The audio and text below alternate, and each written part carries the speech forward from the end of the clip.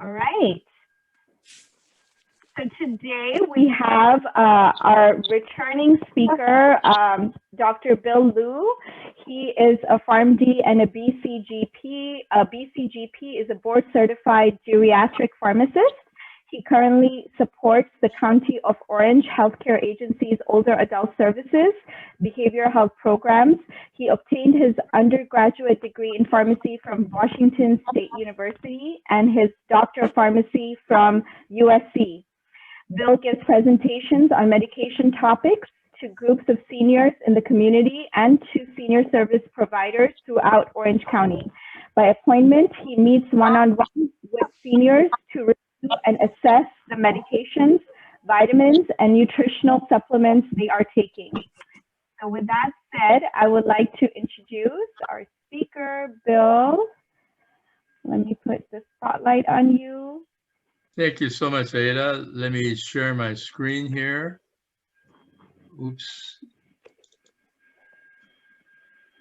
There we go.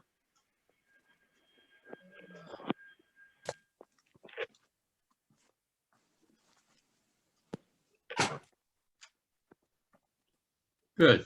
Can everybody see my screen? Yes. Yes. Good. Great. Thank you, Sayeda, for inviting me again. I appreciate it very much. Today, we're going to talk about vitamins, minerals, dietary supplements. How do they affect the brain of especially the older adult, and especially when it comes to memory? We're going to explore this topic, but to really understand it, we need to look at what are the ways healthcare is delivered in this country. And we really have two ways. There's traditional medicine and there's alternative medicine. Then we're going to talk about the comparison about the tools used in each of these healthcare delivery methods. In other words, the prescription drugs, over-the-counter drugs, and the dietary supplements. And then finally, we're going to talk about what the science says about these. All right, so let's start with talking about the healthcare delivery in this country. We have traditional medicine and alternative medicine. So what is traditional medicine? Traditional medicine is when you go see a healthcare practitioner, a physician especially, and he or she has an MD next to their name or a DO. The MD stands for a medical doctor. The DO stands for Doctor of Osteopathy. Today, there is no difference between these two, both in their schooling, in their ability to practice in hospitals, and so on. So they're exactly the same, whether you see MD next to his or her name or DO. And all the licensed hospitals in this country practice traditional medicine.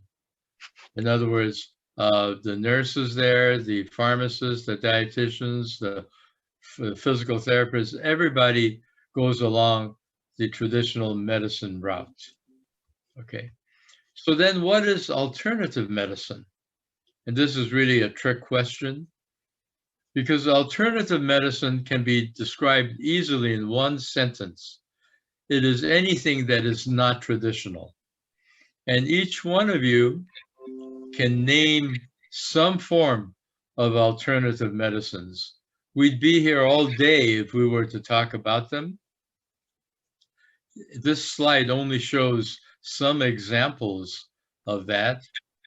And notice nutritional supplements are part of alternative medicine, because most of the time, your physician does not recommend that you go take a dietary supplement. You do that on your own. You may go see your physician in the morning. He does lab work, he does x-rays, he does whatever he needs to do. He writes you a prescription. Then on your way home, you stop at the market, and on your own, you may buy some kind of dietary supplement. So that's all part of alternative medicine. So what is then complementary and alternative medicine? Well, that's when we practice a combination of both, of the traditional medicine that I described earlier and alternative medicine. And I think most people in this country do this. And I gave you that example earlier of seeing your physician in the morning. On your way home, you pick up your own supplements. That is complementary and alternative medicine. So the question then is, what is the difference between traditional medicine and alternative medicine?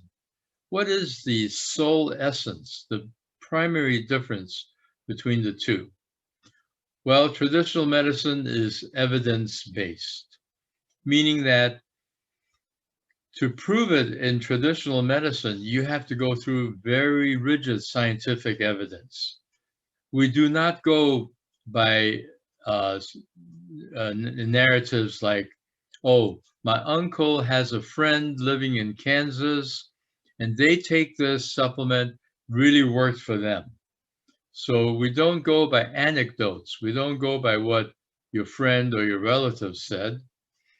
Traditional medicine goes by hard scientific evidence, and we'll talk about this a little bit more in just a few minutes. So I hope that we've distinguished the differences between traditional medicine and alternative medicine. And I hope I pointed out that most people do both. They do complementary and alternative medicine. So let's look at the tools used in each of these. So let's start with prescription drugs, right? Prescription drugs have to prove efficacy and they have to prove safety. So what do we mean by efficacy? That means that we have to prove that it works. For example, this COVID vaccine right now that we're talking about, we all know that Pfizer and Moderna, the first two to come out, they had to prove efficacy. And they did. It was 95% efficacious. It's very high, the efficacy rate. And also they had to prove safety. They had to describe what are the most common side effects you might experience. And there may be one or two very serious side effects, but they've described it and they've alerted you to it. So efficacy and safety are proven in prescription drugs. Also, how are they proven? They're proven through the highest standards of rigid scientific testing called random clinical trials. And what does that mean? It means that we compare the drug to a sugar pill, so nobody knows which one they're taking, so you can't be imagining things. And finally, very importantly, the manufacturing of drugs must meet the highest standards of quality. Just think about any prescription drug that you are taking. Let's say you're taking a drug called Lipitor, 10 milligrams. That's guaranteed that in that one pill, there's going to be about 10 milligrams. You break the pill in half, you're going to get 5 milligrams in each half. And that's all done through scientific testing and through the highest qualities of manufacturing standards. Over-the-counter drugs, if you go buy Motrin or acetaminophen or Tylenol or anything by yourself without a prescription, they too have to prove efficacy and safety, and they are also manufactured to the highest standards of quality. If anybody here is taking Tylenol for pain, think back about 6 years ago, all the Tylenol was withdrawn from the market because they had a problem with the manufacturing. A few were labeled wrong, so the government made them pull it all off the market. And so we know then that they are following, and these drugs are made to the highest standards of efficacy and safety. What about dietary supplements? Well, in 1994, Congress enacted a law called the Dietary Health and Safety Education Act that pulled dietary supplements out of the realm of prescription drugs and out of foods. So they're somewhere in between when it comes to being regulated. So that makes it a little bit more complex. And in fact, dietary supplements can be manufactured without proving purity, potency, safety, or efficacy. So the drugs are manufactured under the honor system. Nobody is watching them. They're watching themselves. So I don't know if any of you are taking a supplement like CoQ10. So you really have to trust the manufacturer here. I carefully removed their name from it so they can't sue me.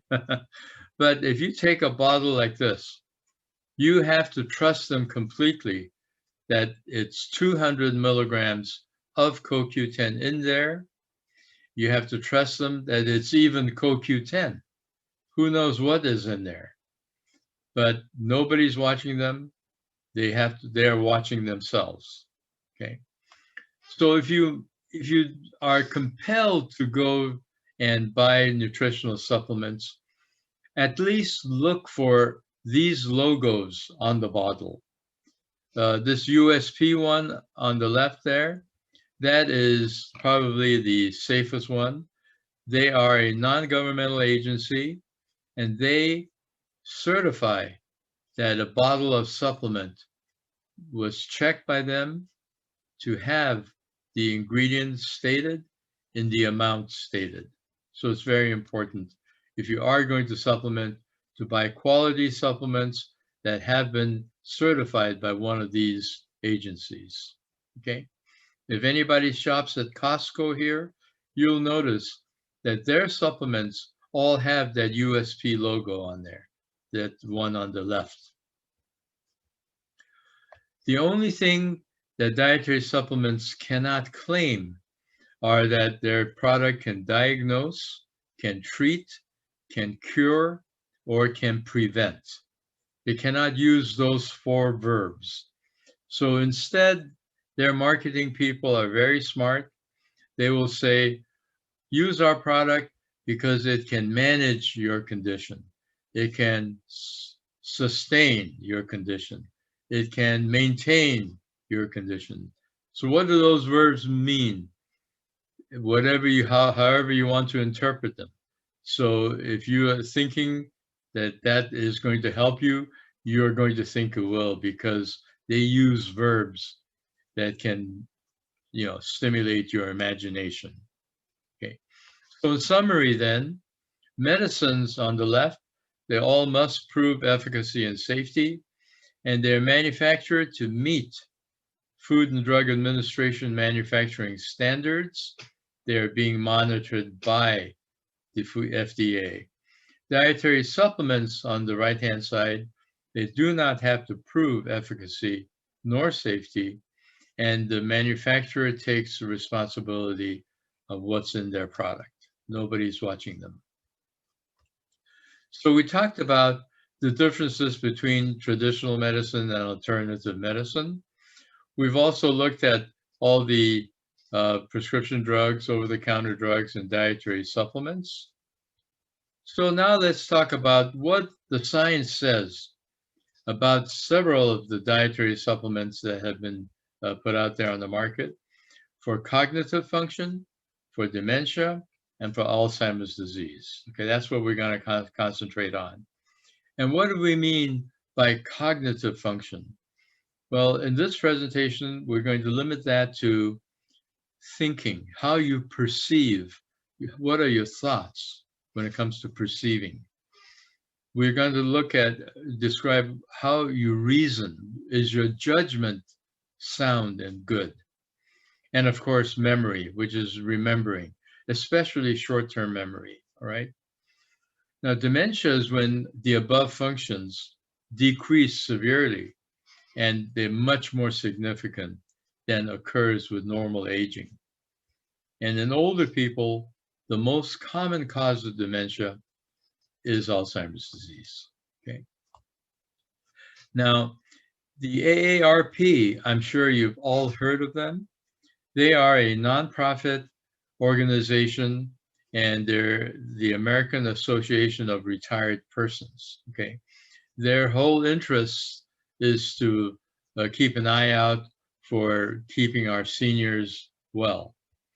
Now, the Global Council on Brain Health is an organization created by the AARP. The AARP went worldwide and invited independent scientists, health professionals, scholars, there were researchers, and policy experts. They put them together and they asked them to come up with a working paper about the brain health and human cognition. Okay. The AARP's Global Council did a study that in 2018, there were over 85,000 types of dietary supplements sold in the United States on all kinds of health issues. $40 billion are spent a year just in this country, and over 120 billion worldwide. So you can see that there's a lot of money in the business of dietary supplements. And if we look at what the government says, the NIH, the National Institute of Health, they said that in their studies, the supplements on this screen are the most commonly ones bought by our seniors in their desperate efforts sometimes it's desperate, to improve their memory, okay? So let's just briefly talk about each one. Let's start with ginkgo. Ginkgo biloba, there's some very good studies done on it. The one study called the GEM, which is the short for Ginkgo Evaluation of Memory. It was a large study conducted over 6 years with over 3,000 seniors participating, and the results were very disappointing. They found it ineffective in lowering the overall incidence of dementia or to slow cognitive decline. Okay. The studies go on to show that whether it's any age, sex, race, education, baseline cognitive status did not make any difference. All right. And the government also conducts a study every 5 years on what the top selling supplements are. In 2002, it was the number 3 top seller in this country of dietary supplements. In 2007, it had dropped to number 7 because the American public, they're not dumb. They take their ginkgo, they notice no difference in their memory, so the sales dropped tremendously. In 2012, ginkgo dropped to below the top 10. And I don't have the slide for 2017, but it dropped from the top 10 already. It's no longer in the top 10. This goes to show that the public knows that it didn't help them. The studies, clinical trials showed it does not work. Okay. The second one we'll talk about is fish oil. Now, fish oil is primarily omega-3s.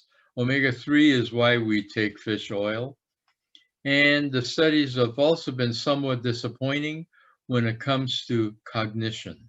It did not slow cognitive function decline in older adults. And omega-3s may have benefits in other areas of health, like maybe for the cardiovascular and so on. But when it comes to the brain health, omega-3 supplements have not shown to be effective at all. Okay.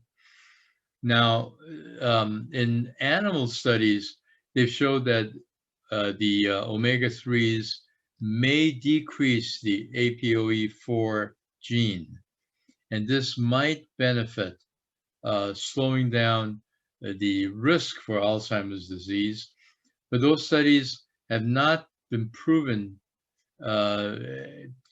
conclusively in humans so far. Okay.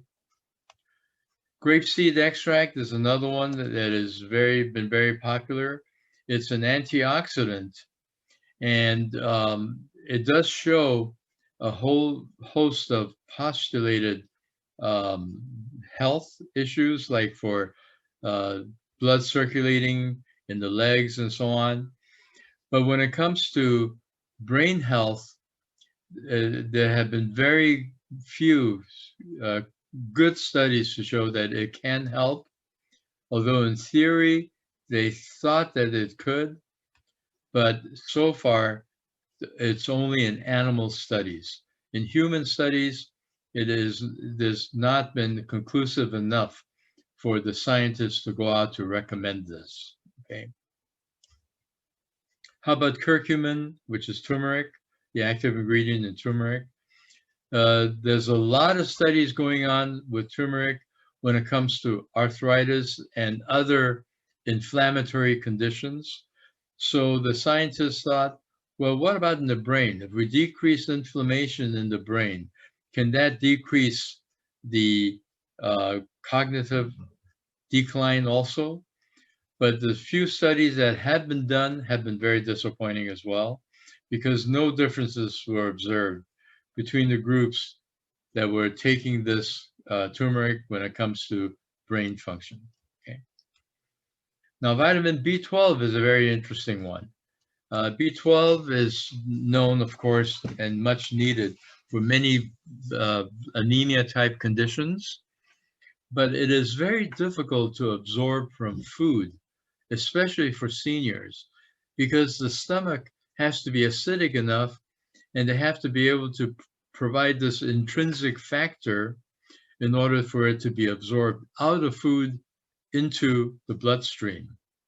And so many seniors are deficient in vitamin B12. Fortunately, your physicians all tend to check for B12, I'm sure. Every year when you go do your annual physical, they will draw blood to look at B12 levels. Because if B12 level is low, you can increase your risk for a whole host of problems, to include depression, confusion, dementia, poor memory, and so on. So it is important to make sure your B12 level is normal. Now, when your B12 level is normal, taking additional B12 will not improve your cognition, will not improve your memory, will not improve dementia risk, and so on. It's only when your level is low, then those symptoms do show up. But to improve on those symptoms, B12 cannot help, all right? B12, along with two other vitamins in the B family, which is folic acid and B6, can lower this chemical called homocysteine in the blood.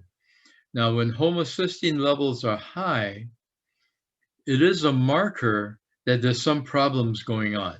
It can affect the heart, can risk for heart attacks go up and so on.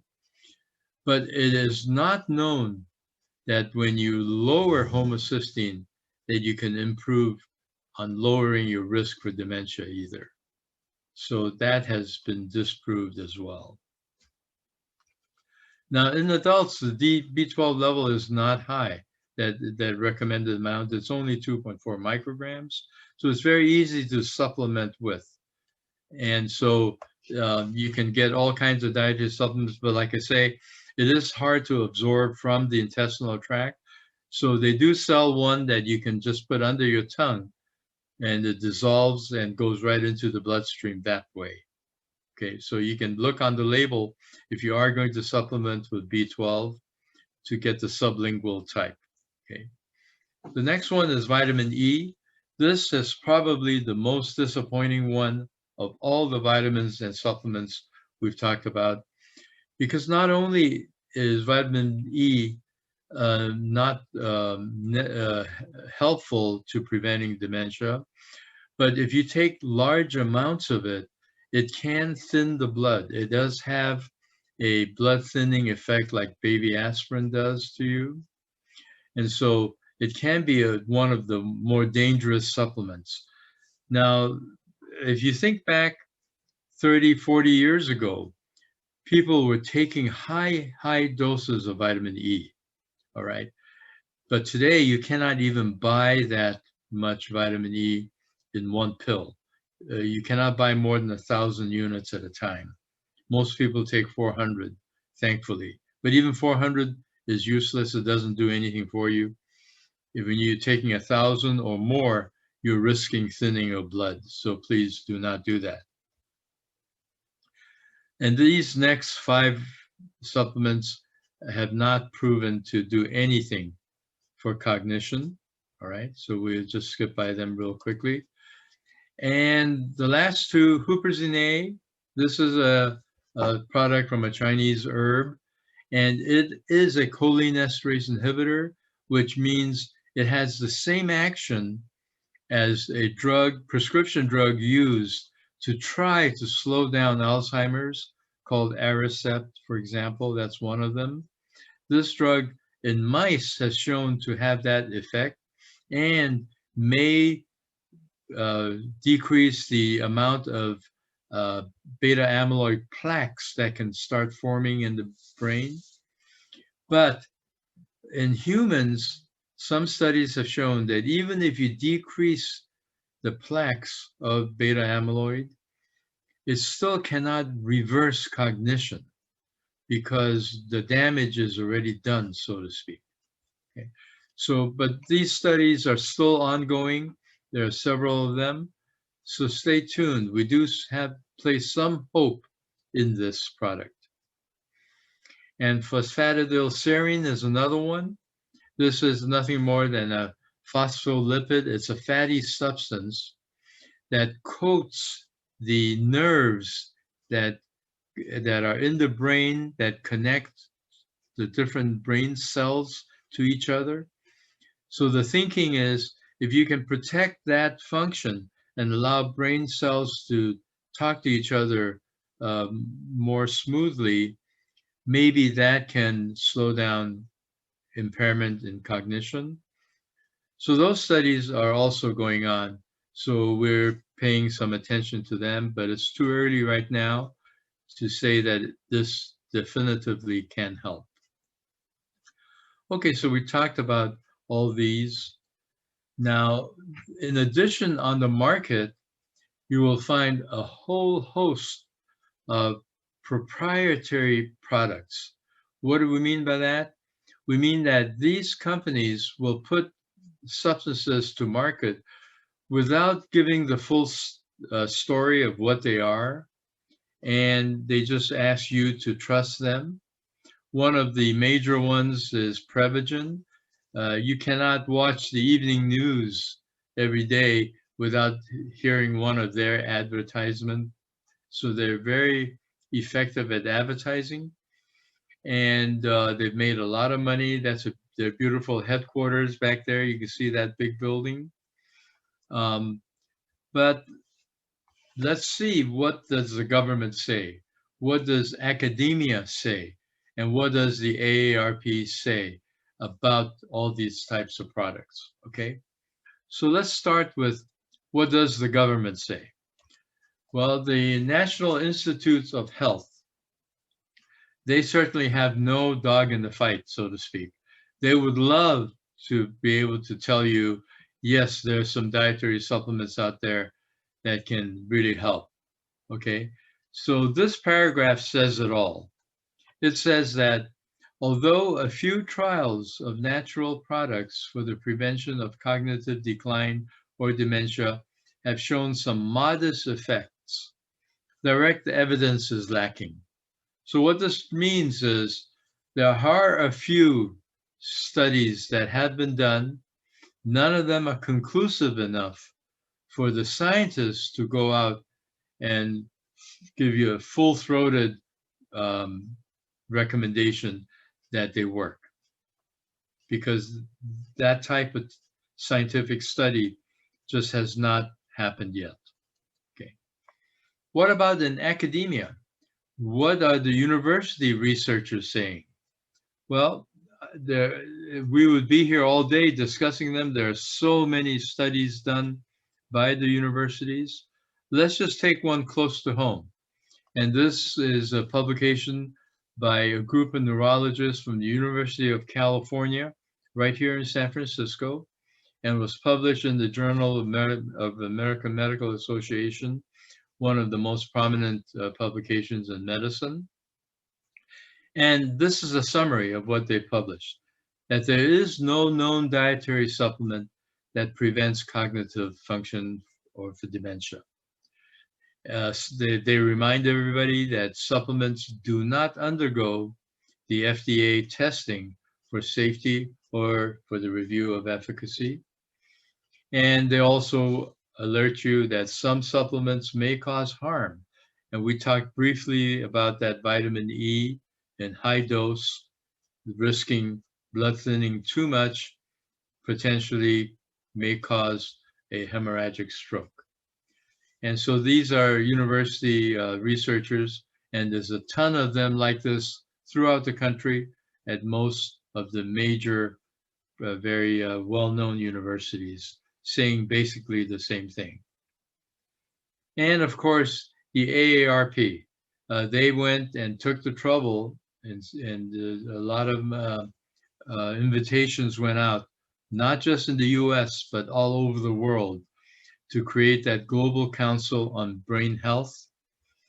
And they've just essentially said that from their group of professionals and experts, that the supplements to preserve or boost memory are not even worth the plastic bottles they're bottled in. Okay. And they put out all kinds of flyers like this to alert the public that you just have to be very careful when you're doing supplements. At best, you're wasting your money, but at worst, you might cause yourself some problems, all right? Now, going back to academia, there's one researcher, he's a professor at Harvard University. He says currently there are really no good supplements or even prescription medicines to try and support brain health or to slow down cognition. He says that a healthy lifestyle that encompasses these 6 things, and his acronym for these 6 things is the word SHIELD.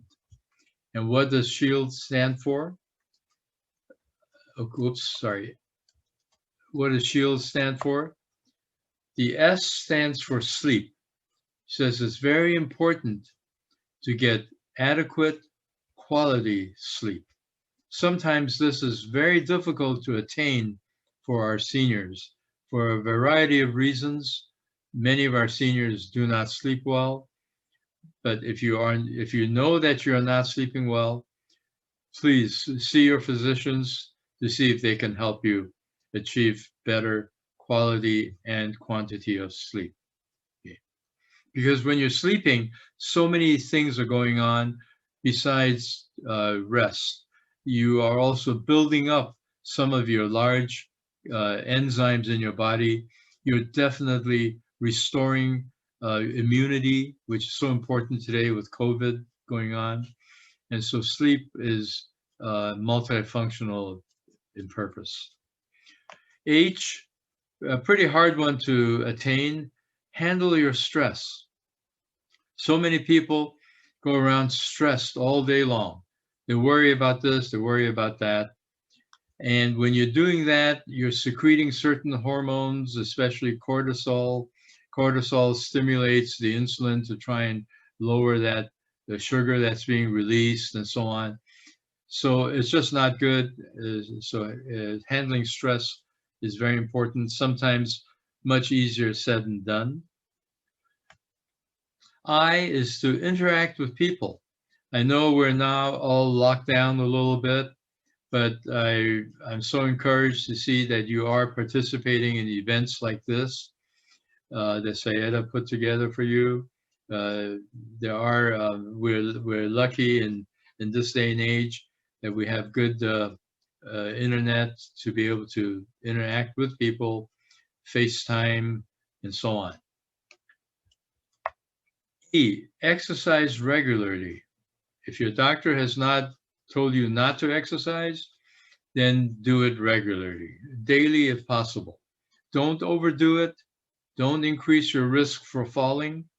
Exercise is always something that you build up to a certain goal.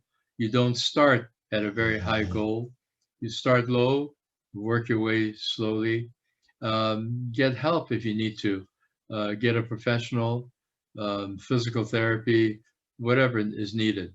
But regular exercise is so important. And learn something new. Often, this is a very good way to challenge and stimulate your brain. Don't be discouraged if you feel you're learning something that's very difficult. I just reviewed the medicine of this gentleman who's 91 years old. When I was talking to him, I thought he was 65. Honestly, he was so sharp, so on. And he told me he just stopped learning French. He can now just converse in that briefly. He learned that through the internet. And now he's learning Russian. And so he says he doesn't think he'll ever meet Putin, or whatever the president's name is, but he's learning something new. And of course, D for diet. And eating healthy, of course, is so very important. Okay. All right, so we kind of went through this kind of quickly. I'd be happy to entertain some questions. Don't forget to unmute yourselves if you are going to ask a question.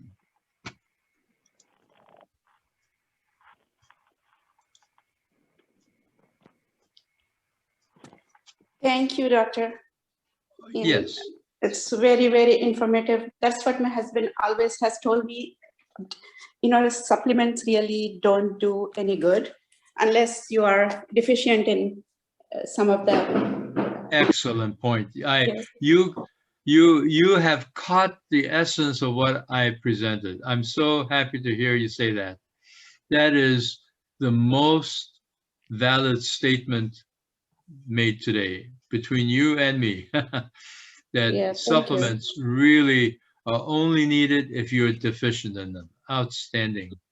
Because I grew up in India, and even though the food is not as nutritious as here, but still I did not see people dying of any kind of deficiency in vitamins and minerals. You know?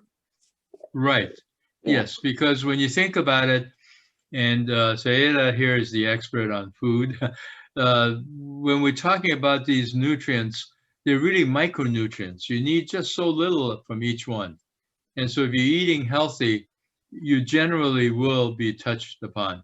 Now, you remember when, we never knew him, but when Christopher Columbus sailed over from Spain to the New World back in 1492 on those ships, it took them weeks and weeks. Those people got deficient. And guess what? Of vitamin C. They got scurvy. And as soon as they landed in the New World, the Indians gave them some fresh fruits and vegetables and oranges. Immediately, their scurvy cleared up. And so that's a good example because they obviously were eating dried food and so on all the time. But you're so right. It's very difficult to get deficient in this country if you're eating well, or even any country nowadays if you're eating well. We have one more question. Sister Naziha, go ahead.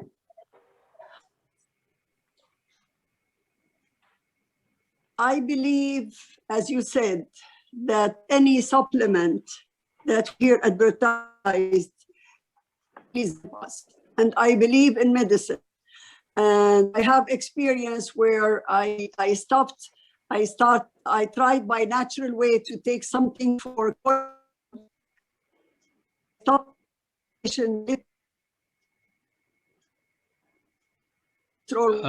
So I have previous open heart surgery. Do you hear me? Do you hear me? You're breaking yes, up a little bit. I didn't hear the question. Did you have a question? Okay, my question, my comment and question. My comment is like, we can't like disregard the supplements if it's really studied well. You cannot discard might not, for example, the supplements, vitamin supplements. Yes. Yeah, we can't disregard its effects, but we have to take something that's really, really trusted from some good source. And I tried it myself.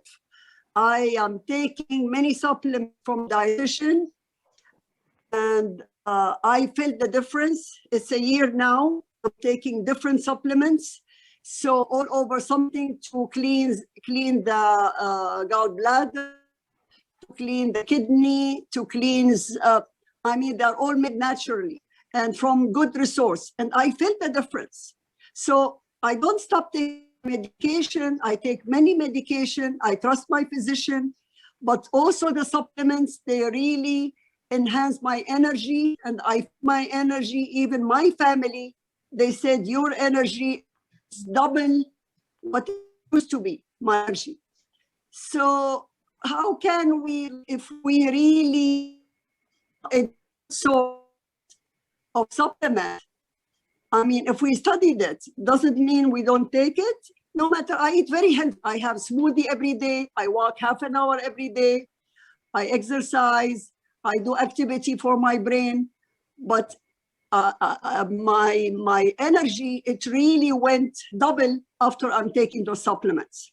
So how do we balance? I mean, you know what I mean? Yes. There are some companies of supplement that are good, as you said. Right. Now, here's the thing. Everybody is an individual, all right? If you feel it's helping you and your physician is following you with blood work and so on, everything looks good, and you can afford your supplements, sure, by all means, you can do whatever you choose to do. What we're saying is the scientists have not found that a supplement can do all that you're saying that it does for you. And if it does it for you, that's great, as long as it's not harming you and that you can afford it. If those two things are happening, you can afford it and it's helping you and not harming you, it's your body. You do whatever you feel is right for you. And you're doing the right thing because you're also doing traditional medicine.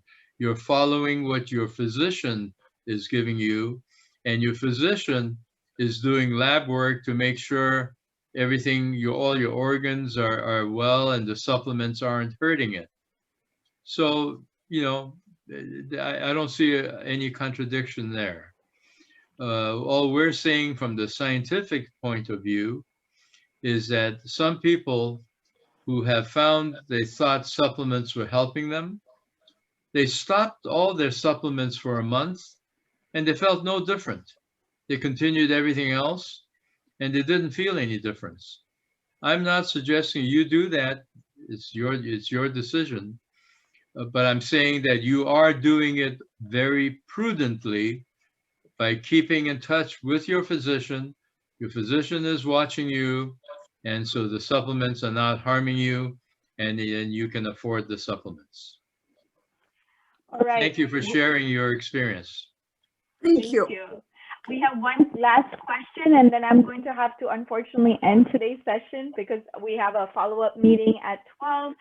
So Sister Carol, go ahead and ask your last question before. Yeah, just real quick, Doctor, I was wondering, you said, you know, eat healthy and, exercise if you want to, improve the brain or keep the brain going. Is, those, all those things you hear about, like for brain health, they tell you to do crossword puzzles and, all that kind of stuff. Is that Yes. worth doing or? Oh, absolutely. That's Okay. all part of it. It's part of learning something new. Mhm. That's just another way of saying, see, well, each time I do a crossword puzzle, I'm learning some new words as well. Right. So absolutely, any brain stimulating games or puzzles are an absolute necessity. It's Okay. both the physical and the mental exercise. Very good Okay. question. Thank you for asking that. Sure. Saida, thank you so much. It's been Thank such a you. pleasure working with you again. Absolutely. And I think you come back to us in December or so. I look forward to that. Yes, and I appreciate everyone. Thank you so much for being patient with us. I know we had a slightly late start, but we were able to cover some great information, and Dr. Bill always does an amazing job sharing some very evidence-based stuff, and I appreciate the knowledge you bring to our group. Hope you all found it beneficial. Olive Community Services is a 501c3 nonprofit organization based in Southern California that provides culturally appropriate services to seniors, their family, and the community. Through its physical and virtual interactive programs, Olive engages participants in a variety of ways that promotes health and well-being. To learn more about Olive Community Services, to get involved, or to make a donation, please visit www.olivecs.org or email info@olivecs.org. Be a change maker, and together, let's live, learn, and thrive.